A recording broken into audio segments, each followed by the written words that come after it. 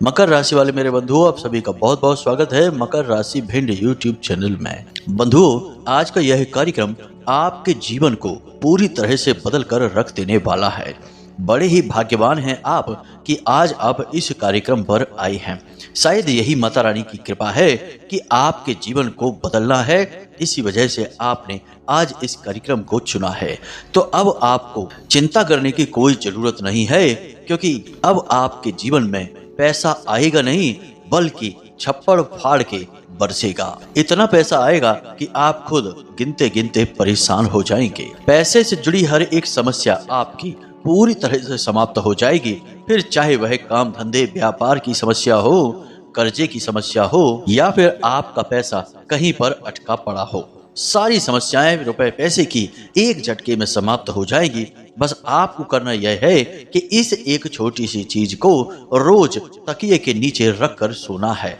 बस फिर यह चीज अपना काम करेगी और अगले दिन जब आप अपने काम धंधे व्यापार में जाएंगे तो इस एक चीज के प्रभाव को पहले दिन से ही महसूस करने लगेंगे। जी हाँ बंधु, अब यह कैसे कार्य करेगी, कैसे यह आपके जीवन को बदलेगी, आपके जीवन में हर एक खुशी को खींच कर लाएगी। आखिर कौन सी है यह एक चीज और क्या बड़ी शक्तियां हैं इस एक चीज के अंदर, और इस एक चीज के प्रयोग के क्या विधि विधान है, सब कुछ आपको हम आगे वीडियो में विस्तार से बताने जा रहे हैं। बस आज आपको इस कार्यक्रम को अंत तक देखना है, इसके बाद आपका उद्धार निश्चित है। तो जयकारा बोलो माता रानी का, जगत माई महामाई माँ भद्रकाली की जय बोलो, माता रानी के साचे दरबार की जय बोलो। बंधुओं, एक बात हम आपको बता दें कि इस संसार में इंसान जो भी कुछ हासिल करता है वह इस बात पर निर्भर है कि उसके आसपास किस प्रकार की ऊर्जाएं हैं और वे उसके जीवन में किस प्रकार से अपना प्रभाव डाल रही हैं। इंसान के प्रयास तो मात्र पानी के एक छोटे से बुलबुले के समान हैं, जो कब फूट जाएंगे पता ही नहीं चलेगा। मतलब कि प्रयासों का इतना अधिक कोई प्रभाव नहीं है जितना कि दैवी शक्तियों का, ऊर्जाओं का प्रभाव है। तभी तो आपने देखा होगा कि कोई इंसान जीवन में चाहे कितनी ही छोटी शुरुआत क्यों ना करे, एक दिन वह महान बन जाता है। बल्कि उसी के समान दूसरे कई कार्य करते रहते हैं, लेकिन उनका कुछ भी नहीं होता, वे ज्यों के त्यों वहीं पड़े रहते हैं। चाय की एक छोटी सी दुकान कोई इंसान खोलता है और कुछ समय बाद वह लाखों करोड़ों का व्यापार का मालिक बन जाता है। राजनीति में भी कुछ लोग सहायक के तौर पर जुड़ते हैं, केवल राजनीतिक दलों की और नेताओं की सहायता के तौर पर अपने काम को शुरू करते हैं, और अब देखते हैं कि कुछ ही वर्षों के प्रयासों के बाद वे बड़े मंत्री और राजनेता बनकर स्थापित हो जाते हैं। जबकि अन्य उनके साथ से जुड़े हुए लोग वहीं के वहीं पड़े रहते हैं, उनका जीवन बदलता ही नहीं है। तो क्यों? कुछ लोगों का जीवन तो बदलता है और कुछ लोगों का नहीं, जबकि प्रयास तो उनके एक ही समान थे, प्रयासों में तो कोई भेद नहीं था। तो इनकी उपलब्धियों में इतना भेद क्यों है? बात वहीं के वहीं आ जाती है बंधुओं कि ऊर्जाओं का सारा खेल है। जो इन ऊर्जाओं को संतुलित कर लेता है वह सब कुछ हासिल कर लेता है, और जो नहीं कर पाता वह कितनी ही मेहनत करे कुछ भी हासिल नहीं कर पाता है। बस जीवन भर अपने उसे घिसे पिटे जीवन में अटका रहता है और अपनी दुख तकलीफों के मकड़ जाल में उलझकर अपने सारे जीवन को व्यतीत कर देता है, और अंत समय में देखता है कि उसके हाथ में कुछ भी नहीं है। यहाँ तक कि जिस रिश्ते नाते और परिवार के लिए उसने अपना सारा जीवन व्यतीत कर दिया, उन्हीं परिवार के लोगों के ऊपर वह बोझ बन जाता है। बड़ी ही दुख की बात है, बड़ी ही तकलीफ देह स्थिति होती है यह। तो अब बंधु, आपको चिंता करने की कोई जरूरत नहीं है, क्योंकि आज हमने आपके सामने एक ऐसी गहरी सच्चाई को रखा है, एक ऐसी शक्तिशाली वस्तु के बारे में आपको हम बता रहे हैं, जो हमारे हिंदू धर्म के सनातनी परंपरा के पुराणों की, वेदों की गहराई से निकाला गया है, आध्यात्मिक बल रखने वाला है। कहने का मतलब यह है कि इस एक चीज का सही प्रयोग यदि आपने आज सीख लिया तो दोबारा आपको मुड़कर पीछे देखने की जरूरत नहीं है। आप जिस भी काम में जाएंगे वहां केवल और केवल आपकी विजय पताका लहराएगी। आप बस जीवन में कुछ भी हासिल करने के बारे में सोचेंगे, चीजें आपके पास खिंची चली आएंगी। आपकी बातों में इतना आकर्षण उत्पन्न हो जाएगा कि जो आपसे एक मिनट भी बात कर लेगा वह आपको कभी भूल नहीं पाएगा। कहने का मतलब यह है कि आपके अंदर एक गजब का आकर्षण, गजब की ऊर्जा और आध्यात्मिक शक्ति उत्पन्न होने लगेगी। और ऐसा क्यों होगा? क्योंकि आपके आसपास का ऊर्जा का वातावरण बिल्कुल शुद्ध और सकारात्मक हो जाएगा, यानी कि दैवीय शक्तियों का सीधा साथ आपको प्राप्त होने लगेगा। तो बंधुओं, आपसे हमारा बस निवेदन इतना सा है कि आज जब आप इस कार्यक्रम में आए हैं तो इसे पूरा अवश्य देखें, बीच में बिल्कुल भी छोड़कर नहीं जाना है। लेकिन यदि आपको जाना ही है तो अभी इसी वक्त इस कार्यक्रम को छोड़ दें, क्योंकि आगे यदि आपने इस कार्यक्रम को छोड़ा तो आप और बड़ी मुसीबत में फंस जाएंगे, क्योंकि आप अधूरा ज्ञान लेकर जाएंगे और अधूरा ज्ञान ज्ञान न होने से कहीं ज्यादा खतरनाक होता है। तो उम्मीद हम करते हैं आपसे कि आप सचमुच में अपने जीवन को बदलना चाहते हैं, देवी देवताओं की शुद्ध सकारात्मक ऊर्जा और उनकी कृपा और आशीर्वाद को अपने जीवन में लाना चाहते हैं, और सबसे बड़ी बात कि आप भगवान में, धर्म में और आध्यात्म में गहरी आस्था और विश्वास रखते हैं। यदि आप इन सब चीजों के लिए अपने मन में हाँ कह रहे हैं तो निश्चित तौर पर इस वीडियो में टिकिए। हम आपको पूरा भरोसा दिलाते हैं कि आप आज ज्ञान का एक ऐसा खजाना प्राप्त कर लेंगे जिसे प्राप्त करने के बाद जीवन तो 100% बदलता ही है, इंसान के सोच विचार और जीने के तरीके भी बदल जाते हैं। तो उम्मीद करते हैं कि आप हमारी भावनाओं को समझ रहे हैं, हमारे काम करने की शैली को भी जानते हैं, और इसी आधार पर आप इस कार्यक्रम में अंत तक अवश्य ही ठहरेंगे। तो चलिए बंधुओं, बिना समय गवाए आज के इस महत्वपूर्ण कार्यक्रम की शुरुआत करते हैं। लेकिन इससे पहले हम आपसे चाहेंगे कि आप माता रानी को आभार अवश्य व्यक्त करें और कमेंट बॉक्स में एक बार नहीं 3 बार लिखें, जय माँ भद्रकाली कृपा करो। माता रानी आपके ऊपर पूरी कृपा और आशीर्वाद बनाएंगी, हमें पूरा विश्वास है। इसी के साथ साथ यदि आप इस चैनल कार्यक्रम पर पहली बार आए हैं तो इसे सब्सक्राइब अवश्य कर लें। ऐसा करने से आप न केवल हमारे बल्कि माता रानी के दिव्य परिवार के सदस्य भी बन जाएंगे और माता रानी की सीधी कृपा और आशीर्वाद आपको प्राप्त होने लगेगा, क्योंकि परिवार के सदस्यों का ख्याल तो सभी रखते हैं, फिर हमारी माँ जगत माँ भद्रकाली क्यों नहीं रखेंगी। तो चलिए जल्दी से चैनल को सब्सक्राइब करिए, फिर आगे बढ़ते हैं। तो बंधुओं, अब आप ध्यान से हमारी बातों को समझना। आपसे हम कुछ प्रश्न पूछेंगे, उन प्रश्नों के जवाब आपको अपने मन में देना है या यूं कहें कि विचार करना है। फिर आपको हम कुछ बातें बताएंगे जिन्हें जानकर आपको निश्चित तौर पर बहुत आश्चर्य होगा। आज का यह वीडियो नींद में किए गए एक विशेष प्रयोग के ऊपर आधारित है, पूर्ण रूप से आध्यात्मिक है, धार्मिक है और माता रानी के द्वारा दी गई अनुभूतियों के ऊपर आधारित है। जी हाँ बंधुओं, तो ध्यान से सुने। अब सबसे पहले हम आपसे यह पूछते हैं कि रात्रि के समय जब आप सोने के लिए जाते हैं तो जब तक आप नींद की गहराई में नहीं डूबते हैं तब तक आपको सब पता रहता है कि आप कहाँ हैं, क्या कर रहे हैं, कैसे कपड़े आपने पहने हैं, कैसे लोग आपके आसपास हैं, दिन है कि रात है, यानी कि इस दुनिया की पूरी अनुभूतियां आपके पास होती हैं।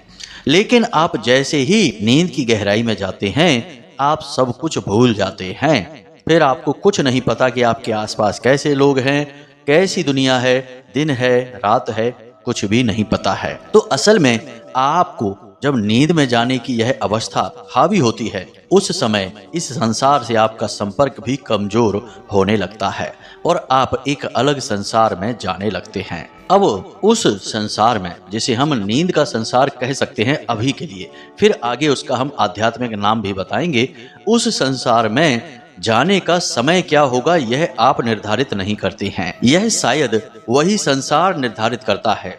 इसीलिए आपने कभी देखा होगा कि कई बार तो आप बस यूं ही आंख बंद करके कुछ समय के लिए लेटेंगे और तुरंत नींद में चले जाएंगे, आपको पता ही नहीं चलेगा।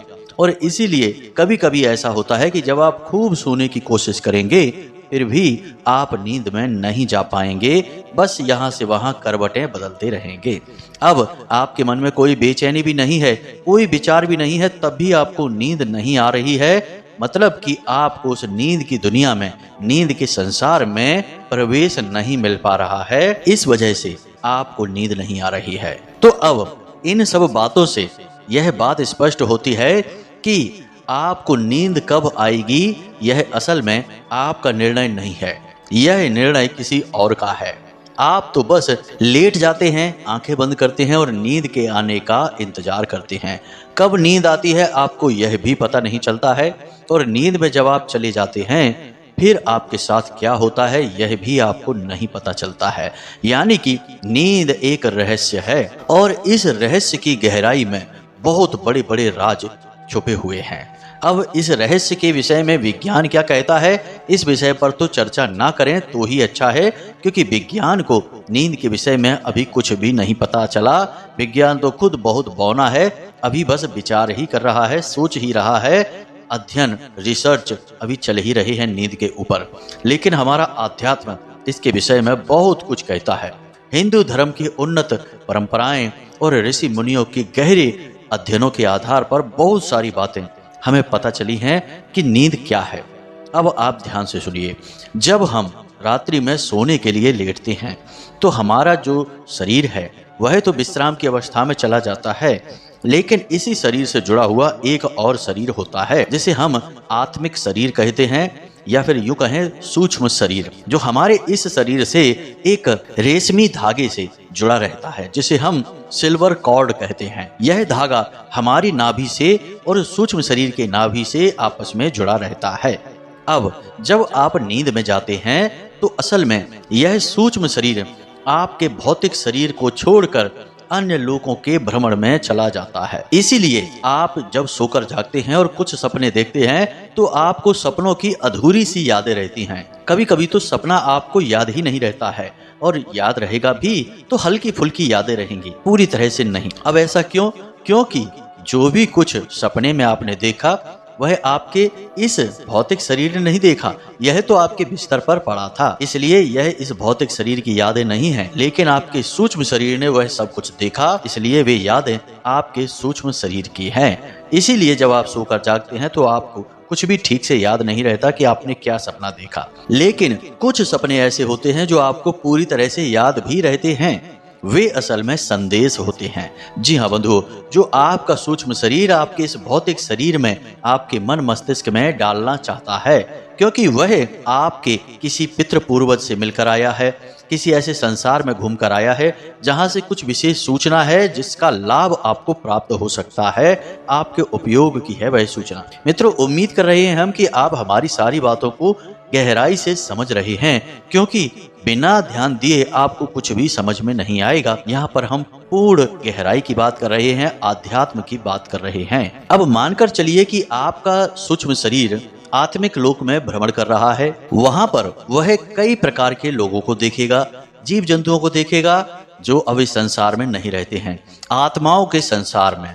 लेकिन वहीं से वह सूक्ष्म शरीर अन्य लोकों में भी जा सकता है, जैसे पितृलोक में, सूर्यलोक में, ब्रह्मलोक में, सतलोक में, तपलोक में, या फिर हमारे जो शास्त्रों में वर्णित नरक हैं अलग अलग प्रकार के, जिन्हें हम सतल, सुतल, वितल, तलातल, महातल, कई प्रकार के लोक हैं। अब हमारा सूक्ष्म शरीर जब पितृलोक में जाएगा तो वह हमारे पितृ पूर्वजों से मिलेगा। इसीलिए आपको सपने में ऐसा लगता है कि आप अपने किसी पुरखे पूर्वज को देख रहे हैं जो अभी इस संसार में नहीं है। जब उनसे मिलेगा तो वह उनसे बातें करेगा, उनके दर्शन करेगा, और यदि कुछ सूचना है तो वे आपको सूक्ष्म शरीर को जो सूचना देंगे उस सूचना को लेकर आपके पास आएगा। इसीलिए वह सपना आपको याद रहेगा। अक्सर ऐसे सपने आपको याद रहते हैं जिनमें आप भगवान के दर्शन करते हैं, ईश्वर के किसी रूप के दर्शन करते हैं, किसी मंदिर के दर्शन करते हैं, या फिर किसी पर्वत, पहाड़ या नदी के दर्शन करते हैं, या फिर अपने किसी पितृ पूर्वज को जो अभी संसार में नहीं है, मरे हुए हैं, ऐसे लोगों के दर्शन करते हैं, या फिर भविष्य में होने वाली किसी बड़ी दुर्घटना के बारे में आपको अनुमान हो जाता है, ऐसी चीजों के दर्शन करते हैं। तब आपको ये सपने सोकर जगने के बाद पूरी तरह से याद होते हैं, क्योंकि ये सपने असल में संकेत होते हैं जो आपका सूक्ष्म शरीर आपको देना चाहता है। यानी कहने का मतलब यह है कि यहाँ तक आपने यह समझा कि आप जब नींद में जाते हैं तो असल में आपका यह भौतिक शरीर तो सो जाता है, लेकिन आपका सूक्ष्म शरीर एक यात्रा पर निकल जाता है, और यह यात्रा अलग अलग लोकों की है। कभी वह किसी लोक में जाएगा, कभी किसी लोक में जाएगा। तभी आप किसी किसी सपने में बड़ी विचित्र चीजों को देखते हैं, विचित्र स्थानों को देखते हैं, या फिर जीव जंतुओं को देखते हैं, और आप अंदाजा लगाते हैं जागने के बाद कि आखिर आपने सपने में देखा क्या। चीजों के बारे में आप ठीक से अनुमान भी नहीं लगा पाते हैं, क्योंकि वे अलग अलग लोगों के दृश्य होते हैं। तो अब यहाँ तक आपको यह समझ में आ गया है कि सूक्ष्म शरीर किस प्रकार आपके सोने के समय पर यात्रा पर निकलता है। अब यहाँ पर आपके काम की एक बात और निकल कर आती है कि आपका सूक्ष्म शरीर आपको भविष्य में होने वाली बहुत सारी सूचनाओं की जानकारी दे सकता है, अलग अलग लोगों की यात्राएं कर सकता है, कई प्रकार की दिव्य ऊर्जाओं की, यहाँ तक कि देवी देवताओं की और भगवान के संपर्क में भी आसानी से आ सकता है। तो अब मूल बात यहाँ पर यह निकल कर आती है कि आप देवी देवताओं की विशेष कृपा और आशीर्वाद को इस प्रक्रिया से गुजरकर आसानी से हासिल कर सकते हैं। अब यह क्रिया क्या है, इसे आप ध्यान से समझिए। हम आपको बताने जा रहे हैं एक ऐसी क्रिया, एक ऐसी चीज के बारे में जिसे जब आप अपनी तकिए के नीचे रखकर सोएंगे और किसी विशेष ऊर्जा को साधने की कोशिश करेंगे तो वह ऊर्जा आपके सूक्ष्म शरीर के संपर्क में आएगी। यानी जब आप सोएंगे तो आपका सूक्ष्म शरीर जब यात्रा पर निकलेगा तो उस विशेष ऊर्जा तक वह पहुंचेगा, और जब उस विशेष ऊर्जा के संपर्क में वह आएगा तो वह आपके निवेदन को उस ऊर्जा तक पहुंचा देगा, यानी भगवान तक पहुंचा देगा, और फिर भगवान सीधे आपके संपर्क में आकर आपकी मदद करेंगे, आपके आसपास की नकारात्मकताओं को दूर करके आपके जीवन को सुंदर बना देंगे। यही है दिव्य लोकों में भ्रमण करने का रहस्य, देवताओं की शुद्ध सकारात्मक ऊर्जा को अपने जीवन में लाने का रहस्य। इसीलिए आपने देखा होगा कि ऋषि मुनि बड़े बड़े ध्यानी आंख बंद करके बस बैठे रहते हैं, समाधि की मुद्रा में चले जाते हैं। समाधि को भी नींद या मृत्यु की अवस्था ही कहा गया है। आपने देवी देवताओं तक को देखा होगा कि वे भी ध्यान की अवस्था में बैठे रहते हैं, फिर चाहे भोलेनाथ ही क्यों ना हो, चाहे भगवान श्री हरि विष्णु ही क्यों ना हो। जैसे कि इस समय भगवान श्री हरि विष्णु योग निद्रा में ही लीन हैं, और ब्रह्मा जी तो हैं ही तपस्वी, वे तो ध्यान में बैठे ही रहते हैं। तो यह जो ध्यान की अवस्था है यह भी एक गहरी नींद ही है, जिसमें कि वे अपने इस भौतिक शरीर को छोड़कर अन्य लोकों के भ्रमण करते हैं, अन्य देवी देवताओं और पराशक्तियों के ध्यान में डूबे रहते हैं। तो अब आप ध्यान से सुनिए, अब हम आपको इस गहरे प्रयोग के बारे में बताने जा रहे हैं। इस गहरे प्रयोग को करने से पहले कुछ जरूरी बातें हैं, इन्हें आपको ध्यान से समझना होगा। सबसे पहली चीज कि आपको अपनी रात्रि को जब आप सोने जाते हैं उसे पूरी तरह से व्यवस्थित करना होगा। जी हाँ बंधुओं, सबसे पहला काम यह है कि आपको सूर्यास्त से पहले ही भोजन कर लेना होगा, और रात्रि में आपको 10 बजे के आसपास ही सोने जाना होगा। अब यदि आप लेट सोते हैं, 11 बजे या 12 बजे सोते हैं, तब भी कोई समस्या नहीं है, बशर्ते कि आपको सोने जाने से कम आधे घंटे पहले ना तो मोबाइल फोन चलाना है और ना ही किसी से कोई चर्चा करनी है, कोई बात करनी है। बिल्कुल अपने दिमाग को खाली रखना है, जितना हो सके उतना अपने दिमाग में विचारों की शून्यता को बनाए रखें। कोई भी ख्याल अपने दिमाग में लेकर नहीं आना है, बस मौन रहना है, शांत रहना है, और अपनी उस मनोकामना के बारे में सोचना है जिसे आप पूरी करवाना चाहते हैं।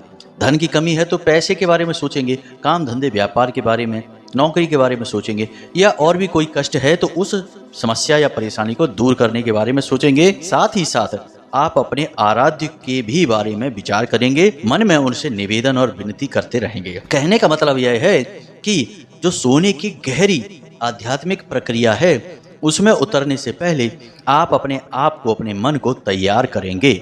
यह एक बहुत अच्छा तरीका है, इससे आपके सूक्ष्म शरीर को बल प्राप्त होता है और एक सही दिशा निर्देश भी प्राप्त होता है।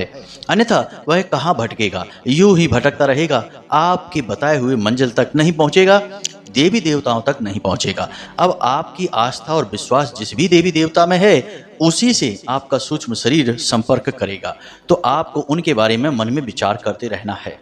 आप यदि कोई मनोकामना पूरी नहीं करवाना चाहते हैं तब भी अपने देवी देवता के बारे में बस विचार करते रहें, उनकी भक्ति के बारे में विचार करें, उनका नाम जप मंत्र जप करते रहें मन ही मन। अब मानकर चलिए कि आप भोले बाबा में आस्था रखते हैं, तो आप मन ही मन भोले बाबा के सुंदर स्वरूप का ध्यान करते रहें, उनके पूरे परिवार का ध्यान करते रहें, मन ही मन पंचाक्षरी मंत्र का जाप करते रहें। इसी प्रकार यदि हनुमान जी के प्रति आपकी आस्था है तो आप मन ही मन हनुमान जी की लीलाओं के बारे में विचार करते रहें, उनके सुंदर दृश्य का, उनके स्वरूप का मन में आभास करते रहें, दर्शन करते रहें। साथ ही साथ हनुमान चालीसा का या फिर हनुमान जी का मंत्र जो है उसके बारे में मन में उच्चारण करते रहें। इस प्रकार आप अपनी आत्मिक ऊर्जा को भगवान से जोड़ने की कोशिश कर रहे हैं। यह असल में तैयारी है, और यह तैयारी सोने जाने से आधे घंटे पहले प्रारंभ हो जाएगी। अब आप काम चाहे कोई भी करते रहें, खाना देने का काम कर रही हैं। खाएंगे तो आप नहीं, उस समय बात नहीं करना है, बस मन ही मन यह आपको दोहराते रहना है। कोई मनोकामना यदि है आपकी तो आप उसके बारे में भी विचार करते रहें कि हे भगवान, हमारे पास पैसे की बहुत तंगी है, कुछ भी करके आप हमारी तंगी को दूर करिए। या फिर कर्जा है तो हे प्रभु, हमारे ऊपर बहुत कर्जा है, कुछ भी करके हमें इस कर्जे से मुक्ति दिलाइए। इस प्रकार आप विचार करते रहेंगे। बंधुओं, याद रखना कि यह कोई साधारण प्रक्रिया नहीं है जिसके बारे में हम विचार कर रहे हैं, आपको बता रहे हैं। ऐसी गहरी आध्यात्मिक प्रक्रियाओं के बारे में केवल साधक ही आपको बता सकते हैं, अनुभवी इंसान ही बता सकता है। गैर अनुभवी इंसान तो इनके बारे में सोच भी नहीं सकता है। तो इन बातों को आप हल्के में बिल्कुल मत लेना। कुछ ही दिनों के प्रयोग के बाद आपका जीवन 100% बदल जाएगा। हम आपको लिख कर दे सकते हैं इस बात को। अब आप इस प्रक्रिया की शुरुआत कर चुके हैं। आपने हल्का भोजन लिया है, सोने जाने के आधे घंटे पहले आपने मोबाइल फ़ोन को दूर रख दिया है, किसी से कोई बात नहीं कर रहे हैं, मन ही मन आप ख्याल कर रहे हैं, विचार कर रहे हैं। अब आपको करना क्या है, कौन सी चीज़ है जो अपने तकिए के नीचे रखनी है, जरा इन बातों को ध्यान से समझिए। तो आपको यह क्रिया कैसे करनी है समझिए। आप सोने जाने से पहले स्नान करेंगे, उसके बाद आप अपने पूजा घर में जाएंगे। पूजा घर में आपको एक भोजपत्र, अनार की कलम और अष्टगंध की स्याही लेनी है और भोजपत्र पर आपको 3 बार इस मंत्र को लिखना है, ओम त्रीम नमः, ओम त्रीम नमः। हम इस मंत्र के बारे में आपको पहले भी बता चुके हैं। अलग अलग इसके कई प्रकार के प्रयोग हैं, लेकिन इस मंत्र की शक्ति बहुत ही प्रचंड है।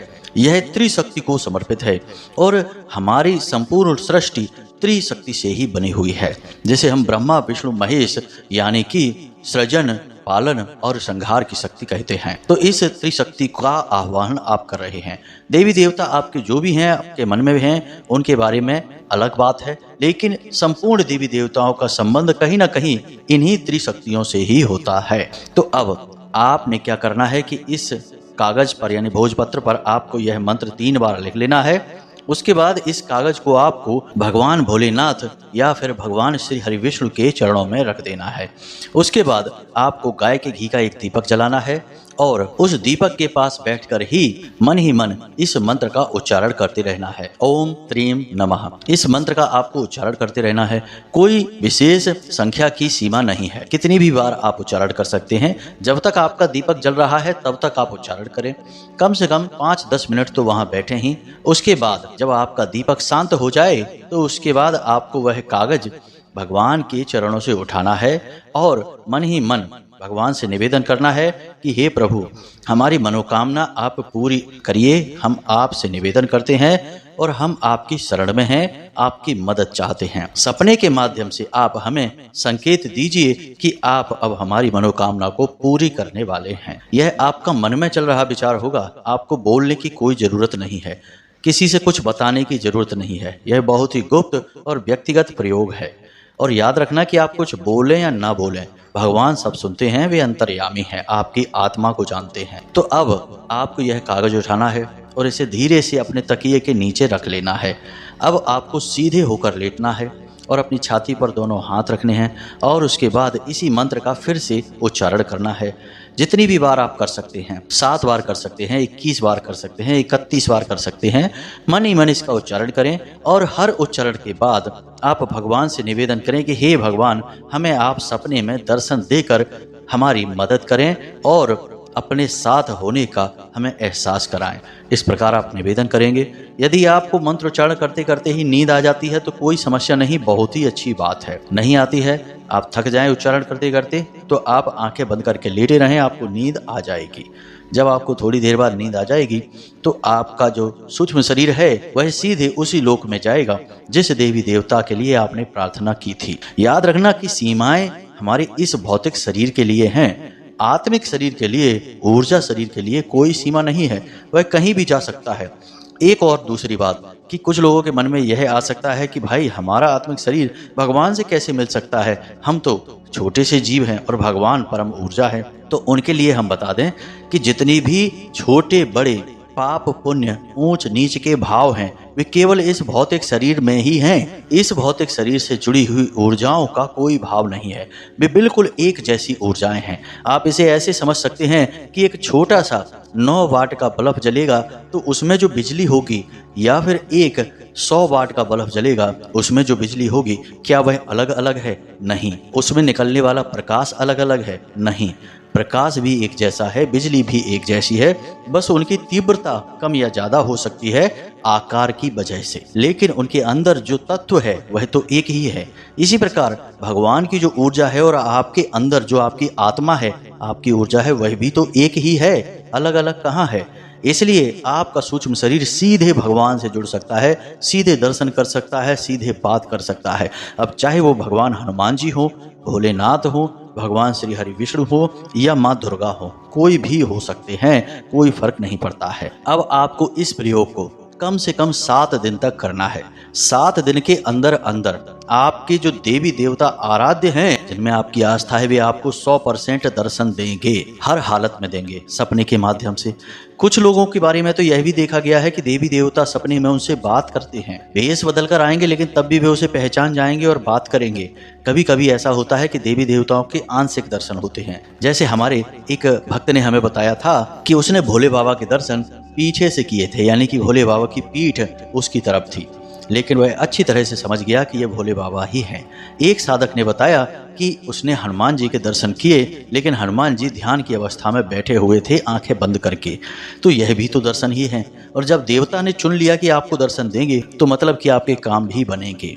बंधु, ये बहुत गहरी बातें हैं, समझने में समय लगता है। जो समझ जाता है उसका जीवन बदल जाता है। तो उम्मीद करते हैं कि आपको सारी बातें समझ में आ गई होंगी। हाँ, अब यहाँ पर यह भी है कि वह भोजपत्र का क्या करना है। सुबह जागते ही स्नान आदि करने के बाद उस भोजपत्र को पुनः पूजा की अलमारी में आप वहीं देवताओं के चरणों में समर्पित कर दें, चाहे भोले बाबा के, चाहे नारायण श्री हरि विष्णु के चरणों में, और रात्रि के समय इस क्रिया को फिर से दोहराएं। यदि आप उस दीपक को नियमित जलाएं, नियमित मंत्रोच्चारण करें और इस चीज को तकिए के नीचे रख के सोएं, तो 100% देवी देवताओं से आपका साक्षात्कार होगा। हम आपको पूरा भरोसा दिलाते हैं। तो अब आप इस प्रयोग को करिए, इसके नतीजे, इसके परिणाम हमें बताइए। हम भी उत्सुक रहेंगे कि आपके साथ क्या हो रहा है।